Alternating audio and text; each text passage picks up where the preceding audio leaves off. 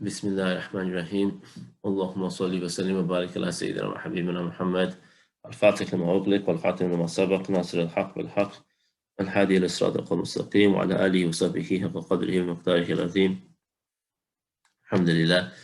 So we're on page 32 of this book, page 32, and we're on the section which is looking at the importance, the foundation and the importance of clarifying this path. What is this path, and clarifying the nature of this path. We spoke yesterday about the idea of undergoing difficulty, undergoing sacrifice in order to attain what we desire in terms of, we spoke about qualities of leadership, and we also spoke about the importance of undergoing hardship in order to become spiritually elevated. These were some of the aspects. So we talked about the Sahaba and how the companions themselves were raised in a crucible of extreme difficulty. And this actually allowed them to attain the leadership traits that they had without exception. Like we mentioned, if you look at all of the great rulers from early on, they were those who underwent the most strenuous difficulties in circumstances. And that's continued on. One of the things, one of our teachers in Talim, Sheikh Munir Bazuhair, like a young scholar, he made a very interesting point. He was talking about the issue of parenting. And he said that if you look at parenting now, he said, you look at the likes of Hababa Zahra, anha, the mother of Habib Umar and the mother of Habib Ali Mashhud. He said that she produced these children who are, mashallah, obviously glorious examples. And he said that she produced these children. How did she do it? She did it like as a single mother as well, because like early on when Habib Umar was 9 years old, his father is killed, his father is kidnapped and killed. So he said that she did it because she clung on to this way, this early way of the Salaf, this early way of the early people, which is a way of mujahad and a way of struggle. And through that, she was able to create these individuals. So even now, the modern day examples that we're looking at, if you look at in the past, as Sahaba, of course, ultimately themselves were the greatest example. And then all of the others that have come, the thousands, hundreds of thousands. Like Sheikh Abdul Muradi mentions that, he says that you're not going to find a single great scholar except that he adopted a way that, like a life of difficulty, of extreme difficulty. Just look at the four Imams. Yeah, Imam Abu Hanifa died in prison. Look at Imam Ahmad. Look at Imam Malik. Imam Malik was beaten like on a donkey, and like he literally, they physically tortured him. All of these Imams, they went through immense difficulty to become who they became. And then all of these scholars, these hundreds of thousands of scholars, all of them led lives of radical simplicity, of complete poverty. Yeah, apart from a few exceptions. And even those people, the ones who we talk about, these great arbab, who led comfortable lives, they weren't really comfortable lives in the sense that it was still a very difficult life. For example, right now, you're going to look at some of the scholars now, and they barely sleep, they barely eat. Even though outwardly it might seem like they have a lot of money, because Allah has given them wealth, which they're then spending fi sabilillah to benefit people. Look at their personal lives. It's not like they're enjoying that house that they're living in, or they're enjoying that wealth that they're living, anything but.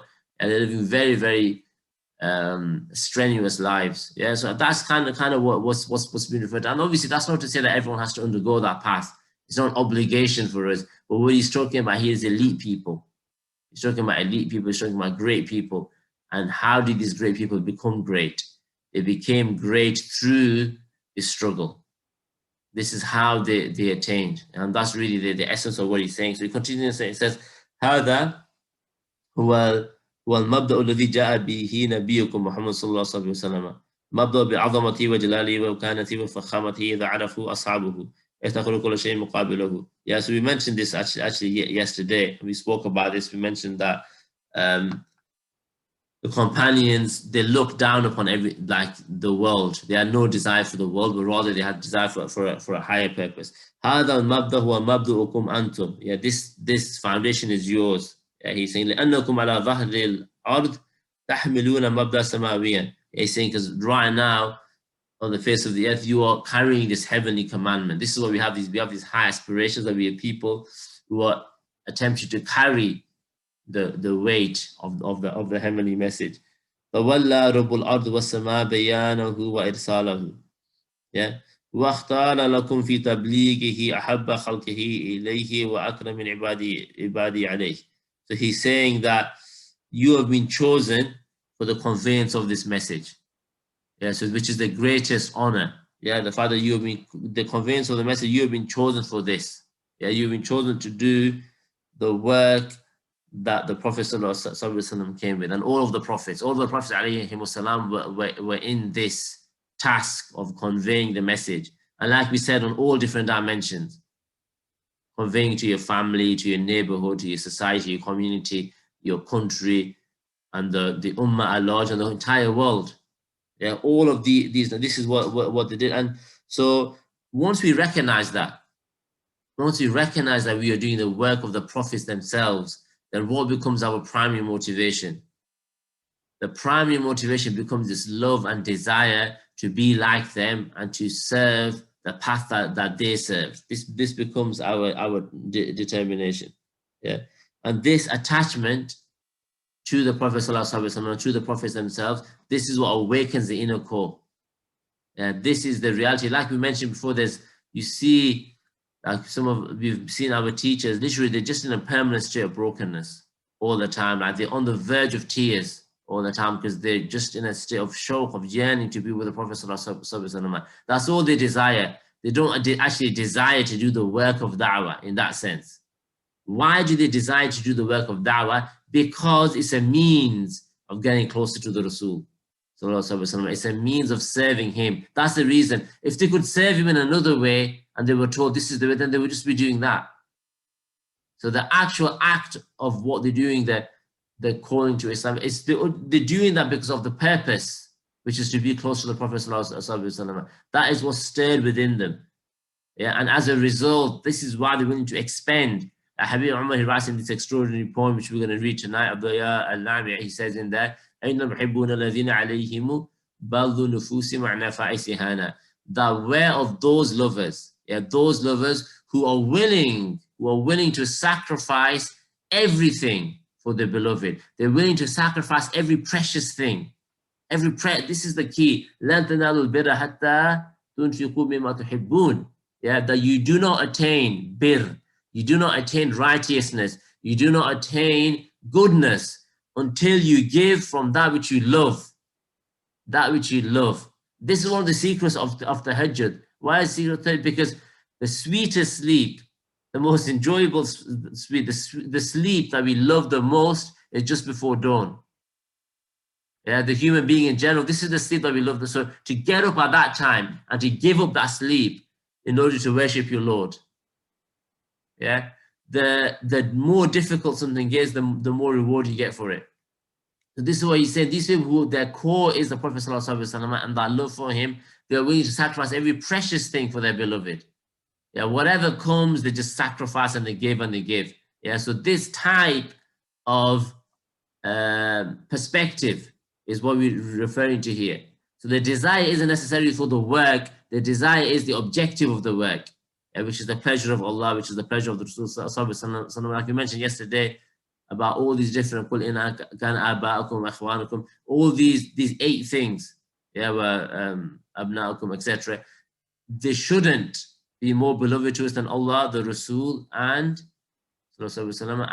struggling in his path. Yeah, this is what becomes, but it's rooted, like we mentioned, it's rooted in a love and a desire to please the Rasul. Yeah, that's what it's rooted in. It's not rooted in a desire just for the work, because I enjoy the work.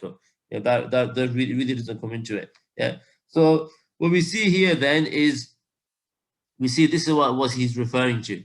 Yeah, that you have been chosen for this. Yeah, you have been chosen for the path that that the Prophet ﷺ himself was chosen for and given. Yeah, and of course we see this in the Sahaba. We see the Sahaba carrying this torch. That's why there's only 10,000 that are still buried. Yeah, out of the 160,000, there's only 10,000 that were buried in Medinatul Munawwara. Where were the other 150,000? All over the world. Sa'd ibn Abi Waqqas, one of the 10 guaranteed paradise, one of the early Muslims, one of the closest people to the Prophet ﷺ. He's the one who underwent these difficulties that we talked about. He's the one who took a piece of cloth and split it and would eat, just put cloth and eat, put it in his belly just to keep something in there to prevent the hunger pangs. He's the one who would undergo immense difficulties.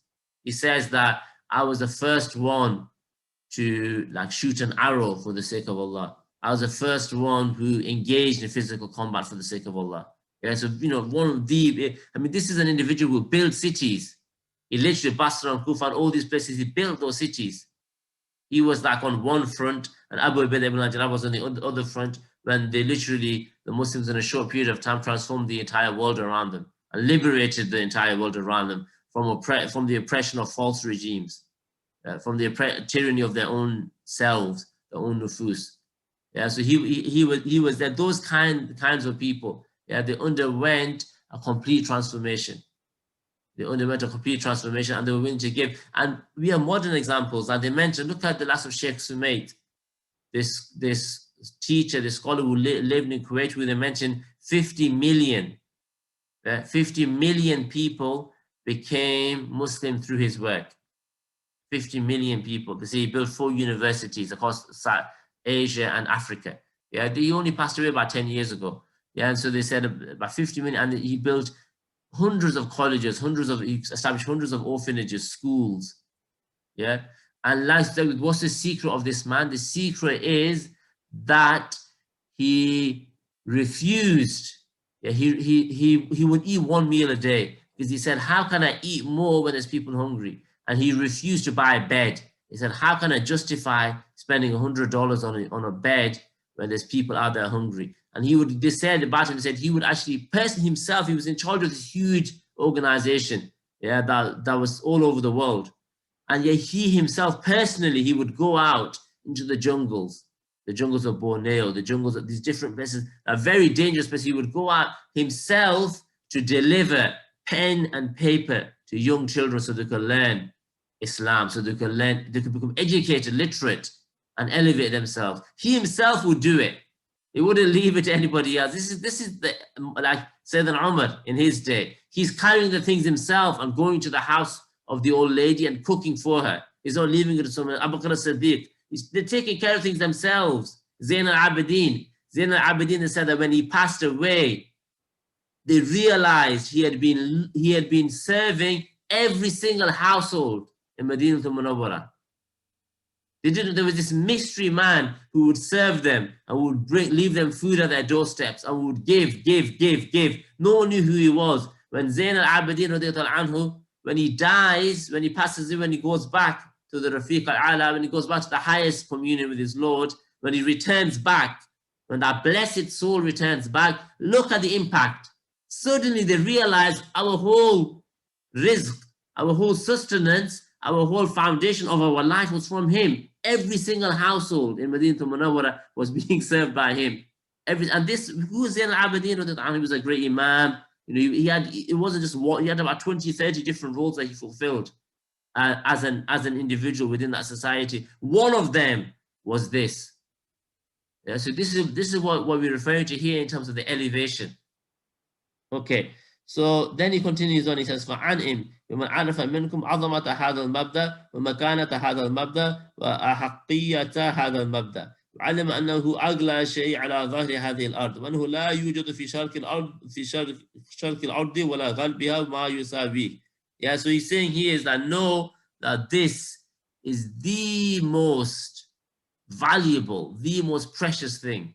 That this establishment of the prophetic way, this following in the footsteps of the prophets ﷺ themselves, is the most valuable thing on the face of the earth. Don't be fooled into thinking that there's anything more valuable than this. There's nothing, absolutely nothing that you can do in your life that's better than the work of the Rasul ﷺ. Nothing. Because he engaged his entire life in it. If there was something better, he would have done it. No doubt whatsoever. Yeah, like our teacher Sheikh Ibrahim, he said that, he goes, right now I'm looking, if there was anything better that our scholars were doing, yeah, I'd be doing it. But there's nothing better than the work of spreading this message. There really isn't. And that's why for many of us, we have to come out of our comfort zones. Yeah, like one of our teachers, he said that unfortunately we don't talk, when we're in non-Muslim lands, we don't talk about Islam to others. We don't talk about it. And he said, well, because basically because we're scared, we're cowards. Yeah, we're scared, it's uncomfortable for us to talk about Islam to a non-Muslim. That's the bottom line, it's just uncomfortable, so we don't do it. So we miss out, or we don't step out. You know, we do work within our locality, we don't step out into other areas. We don't engage with young people, for example, because it might be difficult for us. Yeah, so we really just stay within comfort zones. And the Prophet ﷺ was the complete opposite of that. All he did his whole life was go out of his comfort zone, ﷺ. Constantly. Look at Tahir. He's walking to an area that's a hostile area. Yeah. Look at his preaching from day one. But if there's reception, no reception, it doesn't make any difference. Look at Sayyidina Nuh alayhi salam. 900 plus years, he's calling to people in marketplaces. The Prophet ﷺ, I mean, look at the purity of the soul of the Prophet ﷺ. And yet he's going out into the marketplace, which is really that's the darkest place. Like the Prophet ﷺ himself said that the most illuminated places, the best places on the earth are the masajid, the mosques. The darkest, the worst places are the market, the aswaq, the marketplaces. So for a purified, elevated soul to go into that, that's difficult. But he would go into that uncomfortable region in order to call people to Islam. He would go out of his comfort zone. But this is really what it requires, because it's easy. We can stay within our, preaching to the choir, as they call it, preaching to the converted. We can do that all day long. But what about all of those others? Yeah, what about all of those? What about, like, the non-practicing ones, the ones who are on the edge, who are thinking, why am I even a Muslim? What about them? Yeah, what about those that require pastoral care, yeah, over a period of time? What about those non-Muslims who are interested or not interested in Islam? Now, what about those guys who are sleeping on the streets, but you just don't want to go and talk to them? I don't know, it's like uncomfortable. You don't know, what they're going to say. What if he shouts at me? What if he swears at me? What if he tells me to get lost? What am I going to do? All those kinds of things. That's the engagement that the Prophet ﷺ, that's what's being referred to about. That's the most valuable thing in the world, that engagement. So it's just about our own perception of reality, of what's going on out there.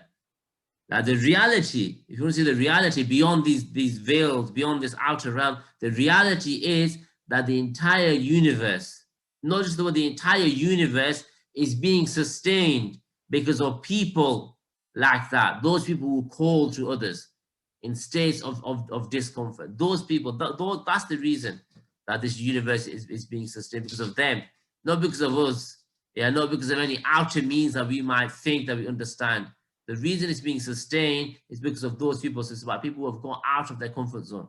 Okay, so this is why he's and they say, that you won't find anything that equals it in the east and the west. ولا يقرب منه ولا يدانيه ولا يساوي شيئا من قيمه ومبادئه وأنه ليس على ظهر الأرض في عقله وفي مشاعره وفي عاطفه أغلى من هذا المبدأ. Yeah, there's nothing, in essence, he's saying there's nothing of such value. Yeah, وهذا المنهاج, yeah, and of this path, وهذا الدين, yeah, and of this religion, وهذه طريقة, وهذا الوحي الذي خص الله به نبينا المصطفى صلى الله عليه وسلم وبارك عليه وعلى آله. Yeah, there's no better path than this path, because this is the path of the Prophet صلى الله عليه وسلم. This is why human perfection necessitates, it requires for da'wah to become primary within our lives, to be a primary objective. Not something that's an optional extra, not something we do in our spare time or like a part-time activity. I'll do a bit on the weekends, I'll set up a stall in my town or whatever it might. No, this becomes a primary objective. I remember once when we first established Inspiring Grace, in 2012 it was, many years ago. And we had the opening event, so to speak. We had Sheikh Jamaluddin Haiso, who came down. It was really, mashallah, he's a specialist in da'wah. From the States, and somebody asked a really good question. They said, I'm busy with my life, I have my family, I have this and this. So how can I do da'wah to a significant level? I can do a little bit here and there, but obviously I'm busy. I work I've got my family commitments, you know, I look after my parents, etc. You know, mashallah, all noble things, all necessary things. So he said, you have to change your perspective.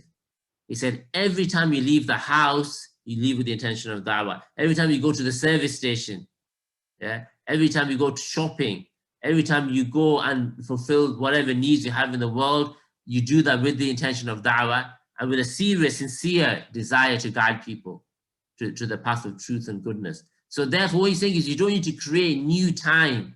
Yeah, I don't need to create the time you have, the things you're doing right now, make them into a means by which you call people to Islam. Yeah, make them a means rather than thinking, obviously it's good to try to create more time so you can specify and do things that are going to help you, that are learning knowledge about this deen, and also serving people actively. Of course, that's excellent. But the point is that if you don't have time for that, then there's still a tremendous amount you can do through changing your intention and through changing your focus in life, inshallah. So we ask Allah for tawfiq that He enables us to make our entire lives focused upon this path. Because really the path of spirituality in this day and age is really intertwined with that. This is one of the shifts in spirituality that we're now seeing in this modern age, is that spirituality has become intertwined with da'wah. That da'wah, calling people to Islam, is really the vehicle of spiritual ascension. We can't really ascend. Yeah, the ceiling becomes very low without da'wah. So to give why is that? You might think, how does, because look at the people of the past.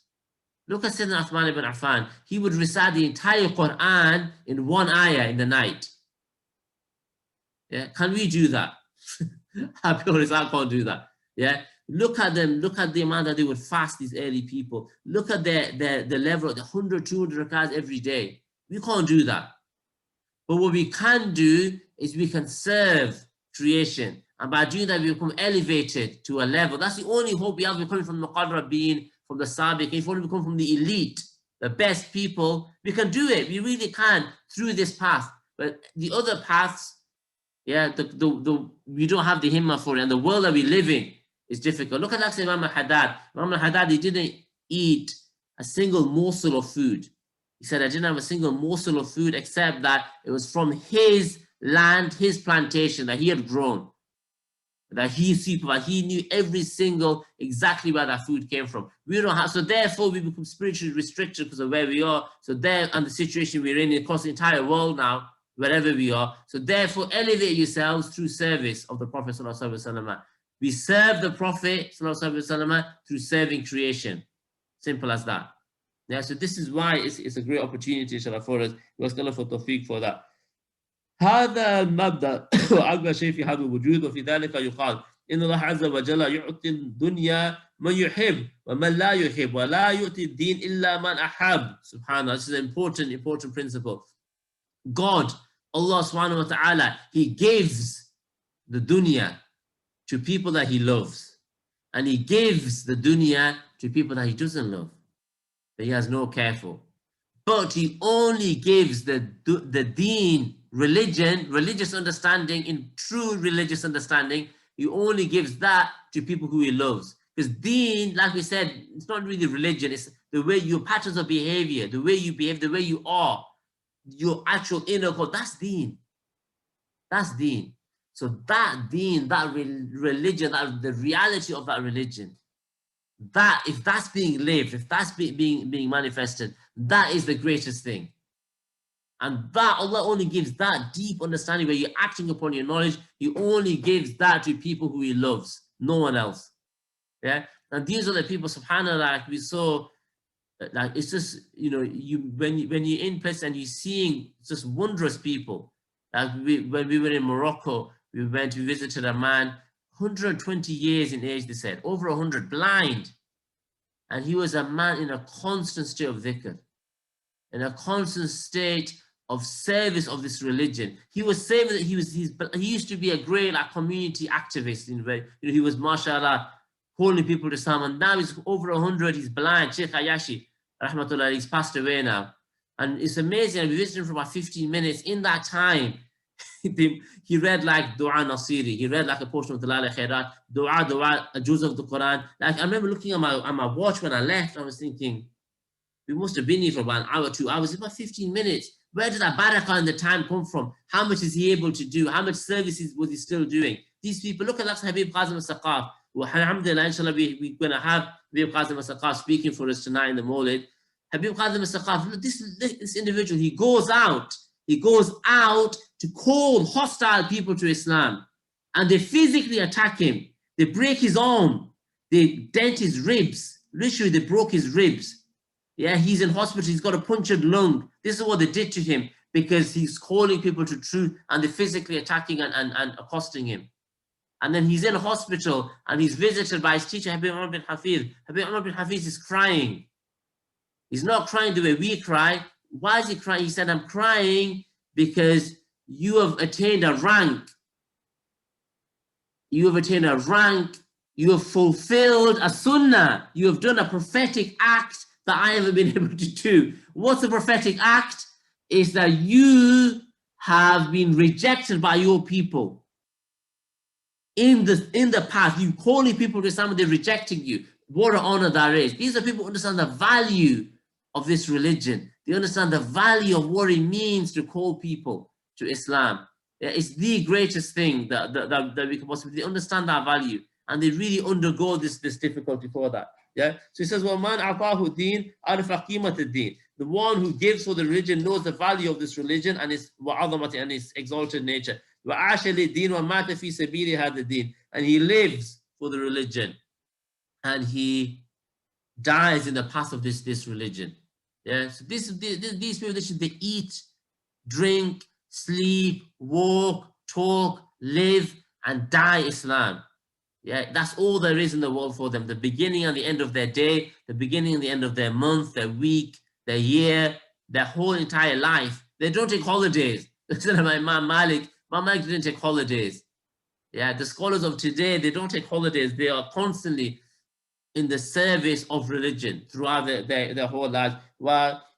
حيّ لهذا الدين. Yeah, and they bring this deen to life. وأقام من أجل الدين وتعامل مع الناس على ضوء هذا الدين. And they interact with people according to the light of this religion. They interact, they engage with people in exactly the same way that the Prophet ﷺ engaged.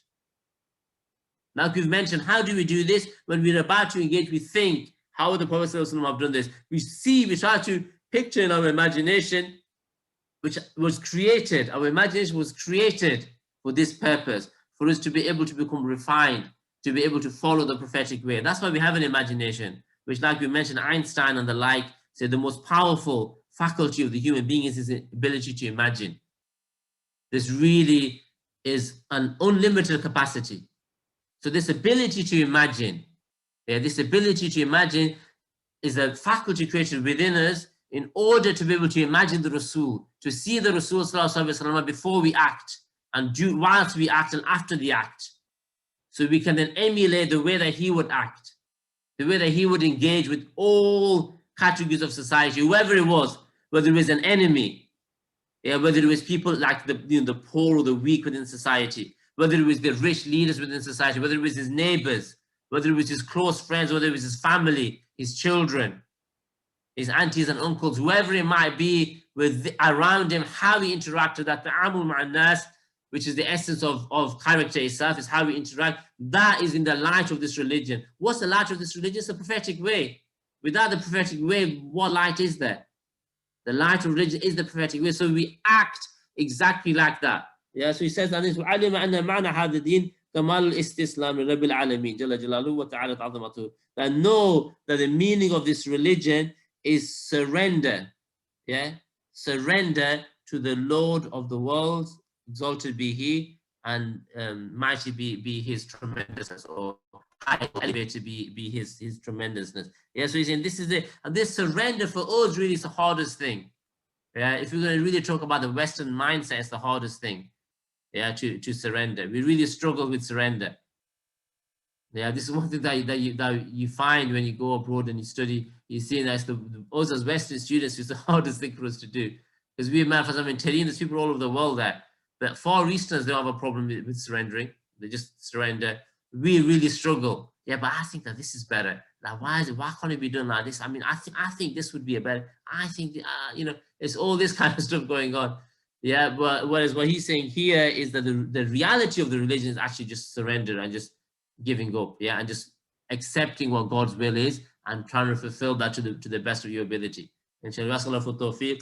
We'll stop there. So tonight, alhamdulillah, we have Habib Qadim al-Saqaf, alhamdulillah, at we have the mall is 7:30 till 9 o'clock. So inshallah, we'll hear a reminder on the like the difficult times we're in terms of the coronavirus and how it is that we can stay optimistic and positive in this difficult situation. No doubt it's a difficult situation. We ask Allah for relief, and we hope that the relief is close and we can return back to normality. Okay, so we have some questions here.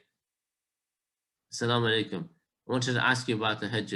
I've been trying for some time because I'm struggling. What tips could you see that could help me?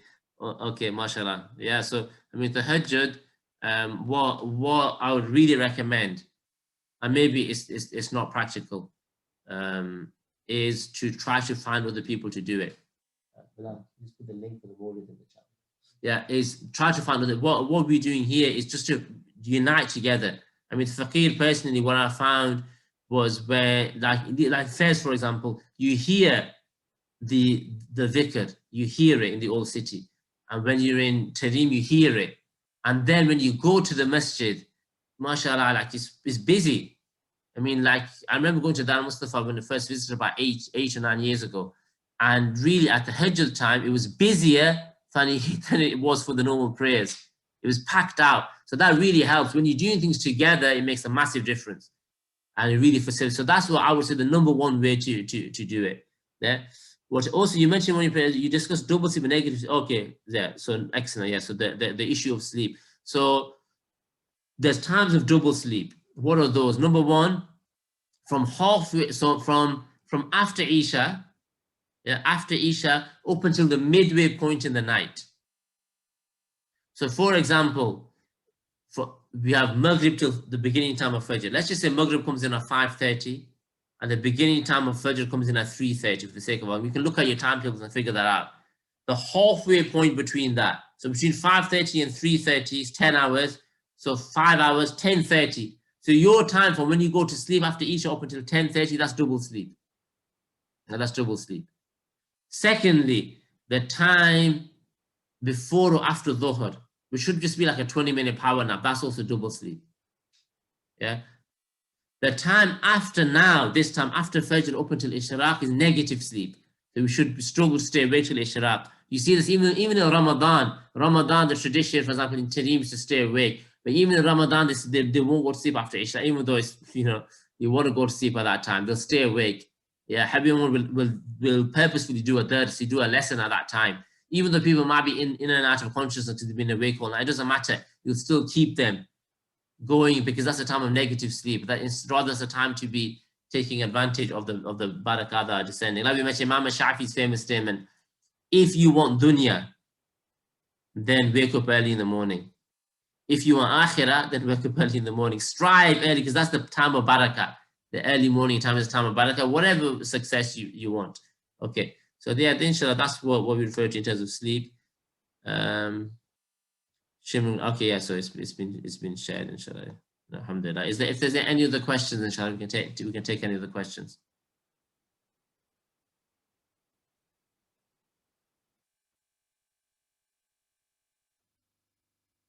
Okay, inshallah. Jazakumullah, inshallah. Hopefully, inshallah, we hope to see everybody tonight, 7:30, inshallah, for the Mawlid.